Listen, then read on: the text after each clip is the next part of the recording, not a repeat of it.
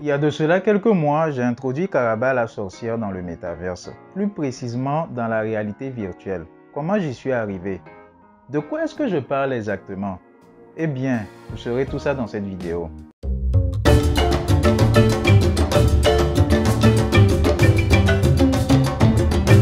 Si vous êtes intéressé par la culture pop, le cinéma, les jeux vidéo, les mangas, les bandes dessinées de façon générale et que vous êtes aussi intéressé par les nouvelles technologies, eh bien, bienvenue sur Pure World. J'ai un attrait particulier pour les cultures africaines. Si c'est votre cas, c'est top.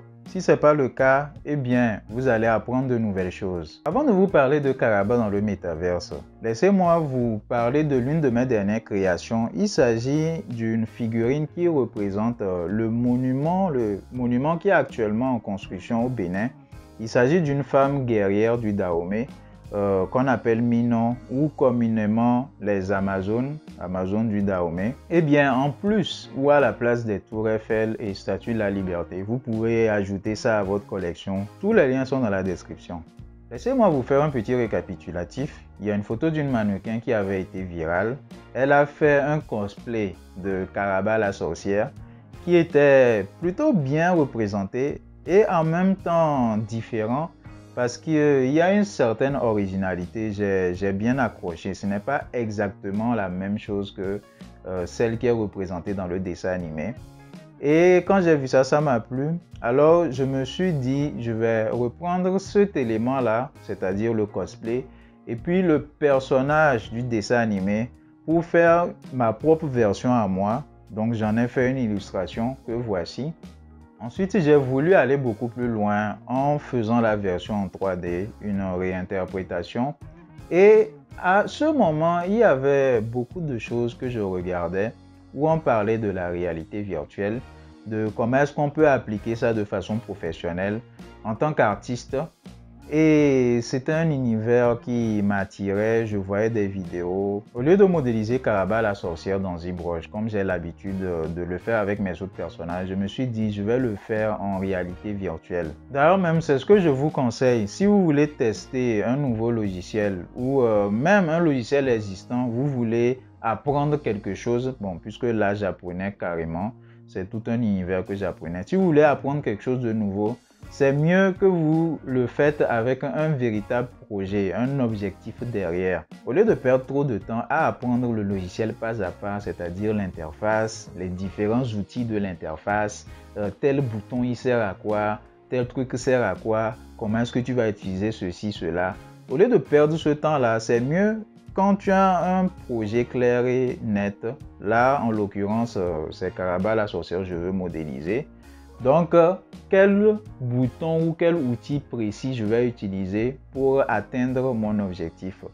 Donc, c'est souvent comme ça que je fais pour apprendre un nouveau logiciel. Et c'est ce que je vous conseille de faire. Ça marche aussi pour à peu près tous les autres projets. C'est ce que j'ai fait pour créer mes jeux vidéo. C'est ce que j'ai fait aussi pour le film d'animation. Alors, je me suis procuré un casque de réalité virtuelle. Il s'agit de l'Oculus Quest 2. Maintenant, c'est devenu Meta, puisque Facebook a changé de nom. Donc, j'avais déjà un process créatif que je vous ai expliqué dans plusieurs vidéos. Je vous invite à aller voir. Bon, les liens sont là. Après cette vidéo, bien sûr. Et vraiment, c'était une expérience originale, quelque chose que je découvrais, un monde totalement nouveau. Quand tu mets le casque, tu as l'impression, tu vis vraiment le truc, tu vis ça. Et heureusement que actuellement, le stade où c'est, on arrive à différencier le fait que ce soit la 3D, bon, puisque ce n'est pas forcément hyper réaliste. Ce dont j'ai bien peur, c'est que avec le temps, les créations, les différentes applications qu'on utilise dans Oculus, par exemple, dans la réalité virtuelle, j'ai bien peur que si ça devient trop réaliste, que les gens puissent se perdre, que les gens arrivent à confondre la réalité avec le virtuel. Pour l'instant, en tout cas, ça va, mais c'est vraiment bluffant. J'ai testé certaines simulations. Il y a une particulièrement où il y avait un dinosaure, vraiment, j'ai eu peur.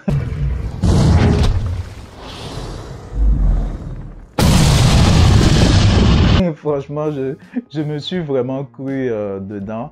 parce qu'il y a une différence entre voir un dinosaure qui apparaît comme ça à l'image et voir un dinosaure qui arrive devant toi. Même si le dinosaure n'est pas hyper réaliste, quand même ça fait peur. J'ai testé aussi quelques jeux, mais le plus important, comme je l'expliquais, c'est l'utilisation professionnelle. Donc j'ai utilisé des applications ou des logiciels, on peut dire, bon, parce que certains, il faudrait brancher le casque au PC. L'Oculus Quest, ce qui est bien, c'est que c'est un casque de réalité virtuelle portable. Tu n'as pas forcément besoin de le brancher à un ordinateur. Donc, juste avec ce casque et avec le système d'exploitation embarqué, avec tout ce qui est embarqué, c'est déjà top, c'est déjà génial. Mais pour certains logiciels qui sont très gourmands, tu es obligé de le brancher au PC. Donc, j'ai testé TiltBrush. C'est vraiment pas mal, c'est intéressant pour ceux qui veulent faire de la peinture avec une expérience différente. Il y a des artistes qui arrivent à faire des choses intéressantes avec. J'ai testé Gravity Sketch. C'est vraiment un outil très intéressant pour ceux qui veulent faire du design. Tu veux faire du design, modéliser des voitures. Surtout ceux qui sont habitués à utiliser les CAD, les logiciels CAD, c'est-à-dire Fusion 360, des trucs un peu d'architecture, de design. C'est très intéressant, c'est original. Il y a des outils que tu peux réutiliser, que tu peux assembler. C'est comme si tu dessinais dans le vide. C'est plutôt original comme façon de travailler. J'ai testé Quill et franchement, c'est l'un de ceux que je préfère parce que par rapport à moi, à ma façon de travailler, il y a un certain côté artistique derrière. Au fait, tu fais de la peinture, mais en 3D. Tu peins, mais ce que ça te donne en 3D. Il y a un artiste qui s'appelle Goro Fujita. Il arrive à faire des choses de malade et c'est tourné vers l'animation. Donc ce que tu crées, tu peux l'animer facilement, comme si tu animais sur du papier. Le process est intéressant. Ensuite, tu peux envoyer ce que tu as créé dans d'autres logiciels comme Blender par exemple ou Maya pour pouvoir faire les rendus, pour pouvoir retravailler certaines choses. C'est vraiment, vraiment original cette façon de travailler là. Sauf que bon, c'est assez fastidieux. Ça reprend les principes de l'animation de base. Donc, tu fais le... En tout cas, c'est un process que j'aime bien. Quill, c'est très intéressant. Et pour terminer, Adobe Medium. Donc, ça permet de faire de la sculpture, de la modélisation en sculpture, comme dans ZBrush, mais en réalité virtuelle. C'est celui que j'ai utilisé parce que je suis habitué à utiliser ZBrush et le process est vraiment, vraiment très intéressant. C'est même l'un des plus simples à utiliser. C'est celui qui permet d'avoir des résultats intéressants pour la sculpture. Et en plus, ce qui est bien, tu mets tes références à l'intérieur. Au fait, tu es devant. C'est comme si tu prenais, vu les trucs que tu utilises, c'est comme si tu prenais vraiment la matière et que tu l'assemblais. Je ne sais pas trop comment est-ce que je pourrais vous expliquer ça, mais il faut être dedans pour bien comprendre. Et c'est vraiment un process original. C'est une expérience qui a à vivre. Mais ça m'a pris beaucoup de temps. Ça m'a pris beaucoup de temps pour arriver à avoir un résultat plutôt pas mal. Parce que le souci avec moi, c'est que je suis myope.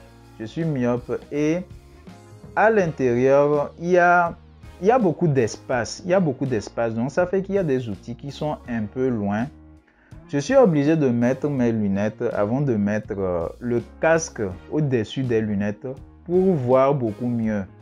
Mais malgré ça, c'était pas aussi évident. Donc, je suis obligé de rapprocher les différents outils et de travailler dessus en détail. Donc, j'ai réussi à avoir la forme globale. Ce qui est bien, il y a certaines formes qui sont dedans. Il y a une tête de base, il y a des bras de base, il y a des doigts et tout ça là que tu peux assembler. Ensuite, j'ai fait les vêtements, les différents bijoux. C'était vraiment intéressant. Tu tiens le truc, tu ajoutes de la matière et tout ça là. Et puis, c'est fait de telle façon que tu ressens... C'est comme si tu ressentais le poids du truc. Je ne sais pas comment est-ce qu'ils l'ont fait de façon sensorielle et tout ça là. Tu ressens que tu tiens quelque chose et que tu ajoutes quelque chose avec le bruit derrière. Donc ça fait du bruit quand tu ajoutes les différents éléments. Le rendu que j'ai eu était plutôt intéressant, mais pas détaillé. Donc j'ai été obligé par la suite d'aller dans ZBrush pour ajouter des détails, pour retravailler certaines formes. Et après, c'est le process normal que j'ai utilisé. C'est-à-dire, j'ai envoyé ça dans Blender pour pouvoir faire la retopologie, avoir un maillage beaucoup plus propre, faire ce qu'on appelle les UV pour pouvoir ajouter de la texture dessus. La texture que j'ai été faite dans Substance Painter. Et après Substance Painter, j'ai envoyé ça dans Marmoset Toolbag pour pouvoir faire le rendu. Et voici le résultat que ça donne. Bon, à l'époque, c'était pas mal, j'étais plutôt satisfait. Mais maintenant, je vois certains défauts. Plus je pratique, plus je m'améliore en 3D. Et plus les anciens trucs que j'ai créés, j'ai tendance à voir ça comme de la merde. Donc, j'ai envie de refaire, en tout cas à Karaba, avec les nouvelles connaissances que j'ai acquises, avec les nouvelles techniques que j'ai apprises et tout ça. Dites-moi ce que vous en pensez et dites-moi si vous avez déjà testé la réalité virtuelle. Dites-moi si c'est quelque chose que vous avez envie de tester. Dites-moi tout ça en commentaire et surtout partagez. Mettez un pouce bleu, partagez.